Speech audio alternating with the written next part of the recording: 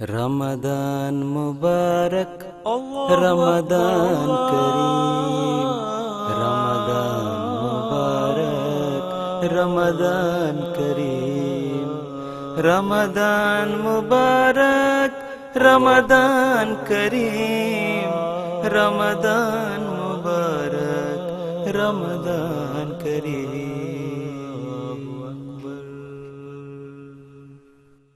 اعوذ باللہ من الشیطان الرجیم، بسم اللہ الرحمن الرحیم۔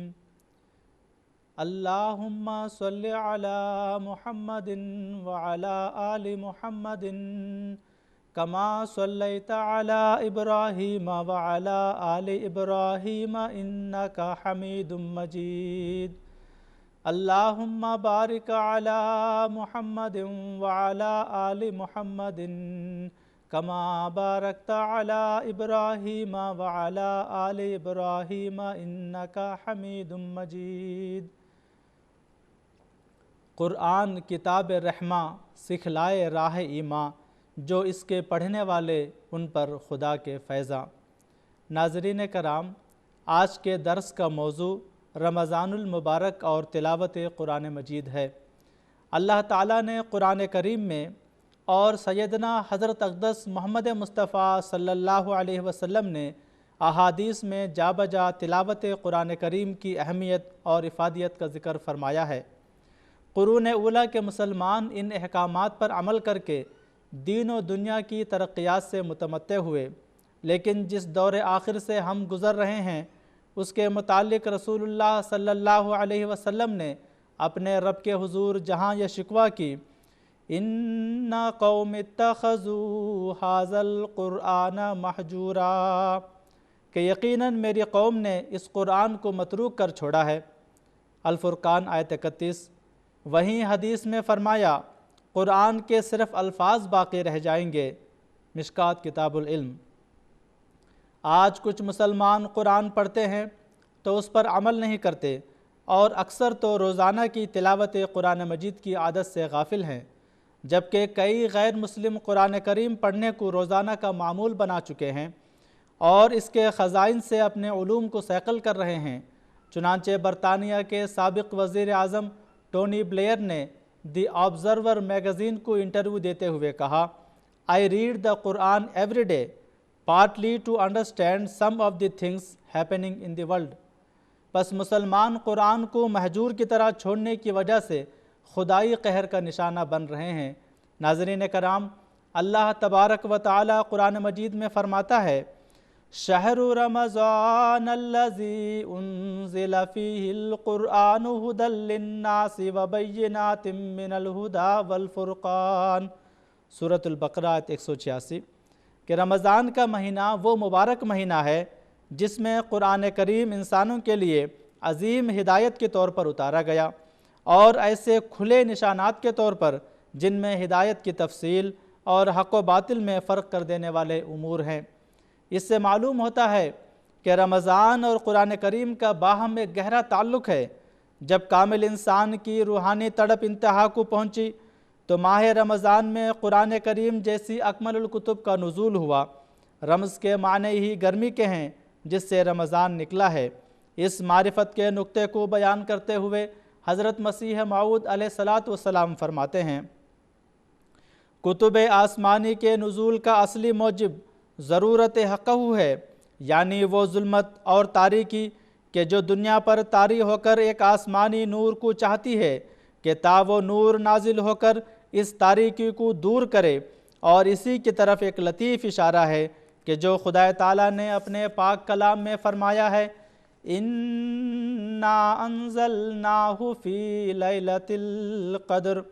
یہ لیلۃ القدر اگرچہ اپنے مشہور معنوں کے روح سے ایک بزرگ رات ہے، لیکن قرآنی اشارات سے یہ بھی معلوم ہوتا ہے کہ دنیا کی ظلمانی حالت بھی اپنی پوشیدہ خوبیوں میں لیلۃ القدر کا یہ حکم رکھتی ہے، اور اس ظلمانی حالت کے دنوں میں صدق اور صبر اور زہد اور عبادت خدا کے نزدیک بڑا قدر رکھتا ہے، اور وہی ظلمانی حالت تھی کہ جو حضرت صلی اللہ علیہ وسلم کی بعثت کے وقت تک اپنے کمال کو پہنچ کر ایک عظیم الشان نور کے نزول کو چاہتی تھی، اور اسی ظلمانی حالت کو دیکھ کر اور ظلمت زدہ بندوں پر رحم کر کے صفت رحمانیت نے جوش مارا اور آسمانی برکتیں زمین کی طرف متوجہ ہوئیں، سو وہ ظلمانی حالت دنیا کے لیے مبارک ہو گئی، اور دنیا نے اس سے ایک عظیم الشان رحمت کا حصہ پایا کہ ایک کامل انسان اور سید الرسل جس سا کوئی پیدا نہ ہوا اور نہ ہوگا دنیا کی ہدایت کے لیے آیا، اور دنیا کے لیے اس روشن کتاب کو لایا جس کی نظیر کسی آنکھ نے نہیں دیکھی۔ پس یہ خدا کی کمال رحمانیت کی ایک بزرگ تجلی تھی کہ جو اس نے ظلمت اور تاریکی کے وقت ایسا عظیم الشان نور نازل کیا جس کا نام فرقان ہے۔ براہین احمدیہ۔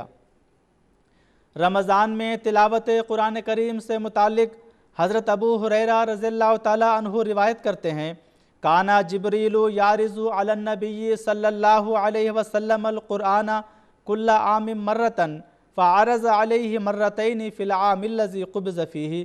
صحیح بخاری کہ جبرائیل ہر سال رسول اللہ صلی اللہ علیہ وسلم کے ساتھ ایک مرتبہ قرآن مجید کا دور کیا کرتے تھے، لیکن جس سال حضور کی وفات ہوئی اس میں آپ نے نبی کریم صلی اللہ علیہ وسلم کے ساتھ 2 مرتبہ تلاوت کا دور مکمل کیا۔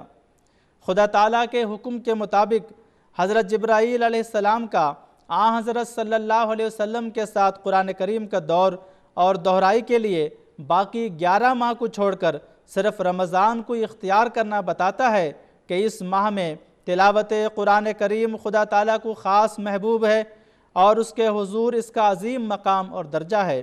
پس واضح رہے کہ ماہ رمضان کا قرآن کریم سے ایک اٹوٹ تعلق ہے۔ رسول کریم صلی اللہ علیہ وسلم کی اتباع میں رمضان المبارک میں کم از کم 1 مرتبہ قرآن کریم کا ایک دور مکمل کرنے کی سنت آپ کے زمانہ سے چلی آ رہی ہے۔ اس کے علاوہ نفل نماز میں بھی قرآن کریم کا ایک دور ہے۔ یہ مبارک عادت حضرت عمر رضی اللہ تعالیٰ عنہ کے دور سے نماز تراویح کی شکل میں باقاعدہ جاری ہے۔ صدیوں سے اس پر عمل ہو رہا ہے کہ رمضان میں دنیا کی بڑی مساجد میں حفاظ کرام امامت کراتے ہیں اور قرآن کریم سناتے ہیں۔ حضرت مصلح موعود رضی اللہ تعالیٰ عنہ فرماتے ہیں، ہر رمضان میں ساری دنیا کی ہر بڑی مسجد میں سارا قرآن کریم حافظ لوگ حفظ سے بلند آواز کے ساتھ ختم کرتے ہیں۔ ایک حافظ امامت کراتا ہے اور دوسرا حافظ اس کے پیچھے کھڑا ہوتا ہے تاکہ اگر کسی جگہ بھول جائے تو اس کو یاد کرائے۔ اس طرح اس ایک ماہ میں ہی ساری دنیا میں لاکھوں جگہ قرآن کریم صرف حافظہ سے دہرایا جاتا ہے۔ دیباچہ تفسیر القرآن۔ صبح فجر کے وقت تلاوت قرآن کریم کو اللہ تعالیٰ نے مقبول عمل قرار دیا ہے۔ لفظ قرآن کا مطلب ہے بار بار اور کثرت سے پڑھی جانے والی کتاب۔ تلاوت قرآن کریم کی اہمیت کے بارے میں حضرت صلی اللہ علیہ وسلم فرماتے ہیں، عابد الناس اکثرہم تلاوت للقرآن، کہ لوگوں میں سب سے زیادہ عبادت گزار ہی کثرت سے قرآن کریم کی تلاوت کرنے والے ہیں۔ کنز الامال۔ پھر فرمایا، اے قرآن کریم پر ایمان رکھنے والو، قرآن کریم کو اپنا تکیہ بنا کر نہ رکھو بلکہ دن اور رات کی مختلف گھڑیوں میں اس طرح اس کی تلاوت کیا کرو جیسا کہ تلاوت کرنے کا حق ہے، اور اس کو پھیلاؤ اور اس کو سنوار کر پڑھا کرو، اور جو کچھ اس میں ہے اس پر تدبر کیا کرو تاکہ تم کامیاب ہو جاؤ، اور اس تلاوت کا اجر جلدی نہ مانگو کیونکہ اللہ تعالیٰ کی طرف سے اس کا عظیم ثواب اور معاوضہ مقدر ہے۔ شعب الایمان۔ پھر ایک جگہ فرمایا، من قرأ 1000 آیت فی سبیل اللہ تبارک و تعالی کتب یوم القیامت مع النبیین والصدیقین والشہداء والصالحین وحسن اولئک رفیقا۔ مسند احمد۔ کہ جس نے خالصتاً اللہ کی رضا کے لیے 1000 آیات تلاوت کی، وہ قیامت کے دن انبیاء، صدیقین، شہداء اور صالحین میں لکھا جائے گا، اور یہ کیا ہی اچھی رفاقت ہوگی۔ اللہ تعالیٰ نے ابدی شریعت اور خاتم الکتب کو رمضان المبارک میں نازل فرمایا ہے، اسی لیے بزرگان دین نے خاص طور پر ماہ رمضان میں رات دن تلاوت قرآن کریم میں مشغول رہنے کو اپنا نصب العین بنا لیا تھا۔ اس ماہ میں تلاوت قرآن کریم کی طرف توجہ دلاتے ہوئے حضرت مسلم موعود رضی اللہ تعالیٰ عنہ فرماتے ہیں، پس رمضان کلام الہی کو یاد کرانے کا مہینہ ہے، اسی لیے رسول کریم صلی اللہ علیہ وسلم نے فرمایا کہ اس مہینہ میں قرآن کریم کی تلاوت زیادہ کرنی چاہیے، اور اسی وجہ سے ہم بھی اس مہینہ میں درس قرآن کا انتظام کرتے ہیں۔ دوستوں کو چاہیے کہ اس مہینے میں زیادہ سے زیادہ تلاوت کیا کریں اور قرآن کریم کے معانی پر غور کیا کریں، تاکہ ان کے اندر قربانی کی روح پیدا ہو، جس کے بغیر کوئی قوم ترقی نہیں کر سکتی۔ تفسیر کبیر۔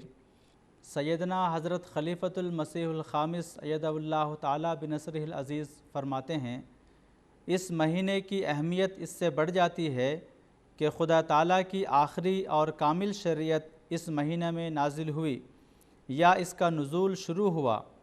روزے رکھنا اور عبادت کرنا صرف یہی کافی نہیں ہے، بلکہ اس مہینے میں قرآن کریم کی طرف بھی تمہاری توجہ ہونی چاہیے۔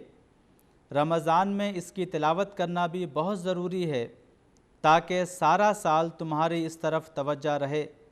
حضرت صلی اللہ علیہ وسلم کے آخری رمضان میں جبرائیل علیہ السلام نے آپ کو 2 مرتبہ قرآن کریم کا دور مکمل کروایا۔ پس اس سنت کی پیروی میں ایک مومن کو بھی چاہیے کہ 2 مرتبہ قرآن کریم کا دور مکمل کرنے کی کوشش کرے۔ اگر 2 مرتبہ تلاوت نہیں کر سکتے تو کم از کم 1 مرتبہ خود پڑھ کر کریں۔ تراویح کا انتظام ہے، اس میں قرآن سنیں۔ بعض کام پر جانے والے ہیں، کیسٹ اور سیڈیز ملتی ہیں، ان کو اپنے کاروں میں لگا سکتے ہیں، سفر کے دوران سنتے رہیں۔ اس طرح جتنا زیادہ سے زیادہ قرآن کریم پڑھا اور سنا جا سکے اس مہینہ میں پڑھنا چاہیے اور سننا چاہیے۔ خطبہ جمعہ فرمودہ 4 ستمبر 2009۔ پس آج جو شخص قرآن مجید کی تلاوت کرے اور اس پر عمل کرے، دنیا کی کوئی طاقت نہیں کہ اسے شکست دے، اور دنیا کا کوئی ایسا میدان نہیں جس میں اسے کامیابی حاصل نہ ہو۔ پس ضرورت اس امر کی ہے کہ ہم سب اس رمضان المبارک میں کثرت سے آنا اللیلی و آنا النہاری تلاوت قرآن کریم میں مشغول ہوں اور خدا تعالیٰ کی رضا حاصل کرنے کی کوشش کریں۔ اللہ تعالیٰ ہم سب کو اس کی توفیق عطا فرمائے، آمین۔ قرآن خدا نما ہے، خدا کا کلام ہے، بے اس کے معرفت کا چمن ناتمام ہے۔ وآخر دعوانا ان الحمدللہ رب العالمین۔